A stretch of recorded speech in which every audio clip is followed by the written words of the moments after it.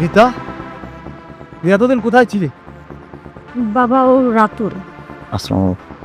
ও এই সেই কালপ্রিট যে আমার মান সম্মান ধুলায় মিশিয়ে দিয়ে বিয়ের আসর থেকে তোরে ফুসলায় তুলে নিয়ে গেছে। তোকে আমি আর ছাড়বো না। আরে কি আশ্চর্য যে আপনি ওর গায়ে হাত তুলতেছেন কিসের জন্য? আপনি কে? আমি যারে আপনি মারলেন তার বাবা। ও বুঝেছি, ছেলের ব্যবহার যেরকম তার থেকে 1 ডিগ্রি আপনি উপরে। মুখ সামলায় কথা বলেন।